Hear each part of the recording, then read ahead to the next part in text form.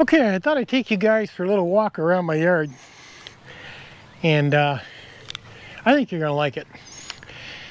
Some time back, I don't know, 7 years back or so, I planted these trees, and I'm not even sure you can see that tree. This is a peach tree, okay? Take a look. See them? They're getting pretty big. Probably next month. See that? They're all over the place. There's probably, I don't know, a good 100 if not more. Some of the branches are pretty weighed down, like the ones back in there. So we're gonna have a whack of peaches. Now that's cool. Now let me show you the other trees I got. Now these are all planted at the same time. And you notice back there between those barrels I got some clothes hanging. My dryer broke.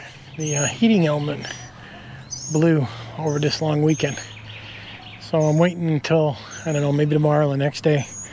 I'll go down and pick up a heating element and replace it, and dryer will be fine. So for the time being, I threw a couple lines there just to wash some towels and some clothes so we're not low. Now this tree here, this is a plum tree.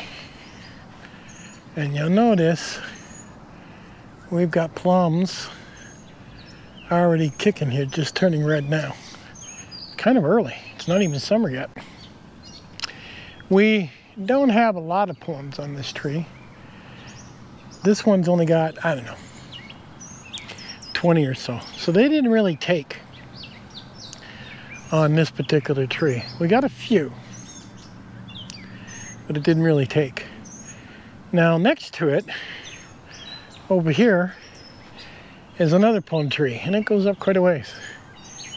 It's a good 15 feet up there. And you'll notice these are starting to turn too. Now this plum tree is pretty loaded. I mean, there's, well, probably a good 100 of them. Looks like a good ripe one way back in there. Oh yeah, look at that.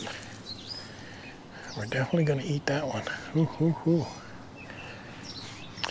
And then I got another tree over here. And we didn't know at the time, it said cherry tree, we didn't look. But if you look close, this is sour cherries. I mean, these are good for pies, stuff like that. This is the first year we've seen anything on this tree. So that was pretty cool. A lot of them the birds are eating. So probably next year this will really produce. Now over here, without making you guys too dizzy, this is a pear tree. And we didn't get one pear. So we're not sure why.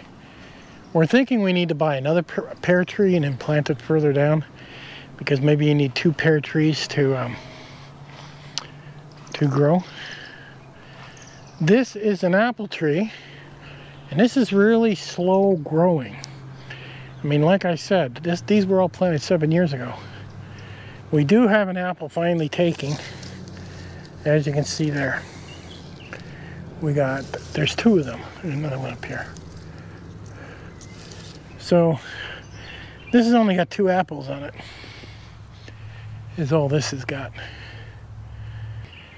I usually like to buy my trees in the fall, not the spring. I find springtime, they're pretty high up in price. And if you can buy them at the end when they're starting to get low on their trees, they usually go on sale for half price. But I'd like to get 3 or 4 more and plant them down the center of this little orchard I kind of made. And because growing fruit's easier than the garden, I'll tell you that right now. Gardens work. What I do with gardens now, well, let me show you. So here's my garden. You're gonna be like, what? I cut little holes in the bottom of the bag so it has some place to drain, as you can see. and then I cut the top out. Now this was done 3 days ago, and this over here, this is dill. Dill's a pain in the butt to find, and we like to can pickles. Now over here I got some asparagus. I don't know if it's going to take, but we'll see. But this is dill. So I threw it on top of a table. I'm going to get like, I don't know, 5 more bags and plant a few other things. I don't plant. So, as you've seen from my little garden, that a lot of people are probably gonna giggle about, there's a method to my madness. So, what I mainly plant is herbs, stuff that's hard to get a hold of, basil, and that stuff's pretty high priced. Now, with planting the dill, well, where do I get the pickles, right? I don't live very far from Amish land, basically.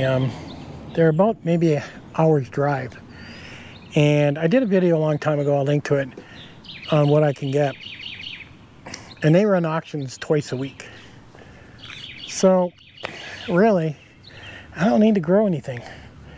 I mean, literally I go out to the Amish and I pick up all my pickles already cleaned up and everything and grown. And I buy them in big packages and bring them home. Take my dill that I planted, and that's it. Make my canned pickles. I do the same thing with quite a bit of other stuff. Anything I can buy from the Amish, it just makes more sense to me. Running a garden, fertilizing it, weeding it. Why work when I don't have to?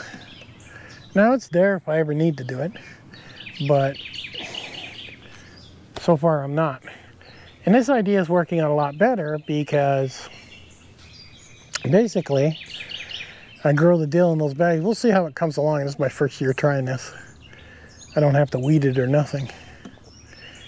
And of course my fruit trees are finally producing. They didn't produce last year because we had some pretty bad storms and they shook all the fruit off the trees and it ended up all on the ground. So none of our fruit trees produced. This year they're not doing too bad. I like the peach tree in the front yard. We're definitely going to be canning peaches. So that's done really well.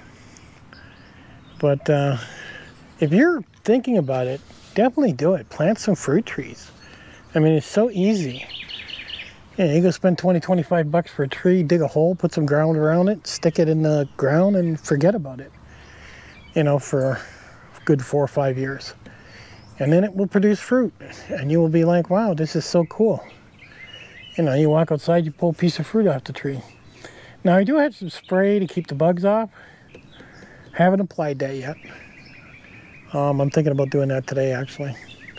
But all my fruit trees are kicking butt. Now, what I did with the peach tree, and the wife used to complain every year I did it. Every year in the spring, I would cut the tree back as far as I could. So the trunk of the tree would get wider and wider. So this way the tree had a good base. And this year I didn't. I let it go. When fall comes, I'll definitely be trimming it back some. But the whole idea is to pick where I want it to grow. Like when I seen a branch not growing properly, I cut it right off. Like the branches, there's nothing in the center of my peach tree. Everything is growing out. And I did that so the sun could come down into the center, so when the branches bush out.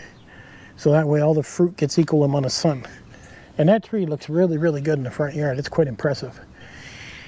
Like I said about the pear tree, I think I need to buy another pear tree, and then we got 2 and maybe they interpollinate. I'm not sure.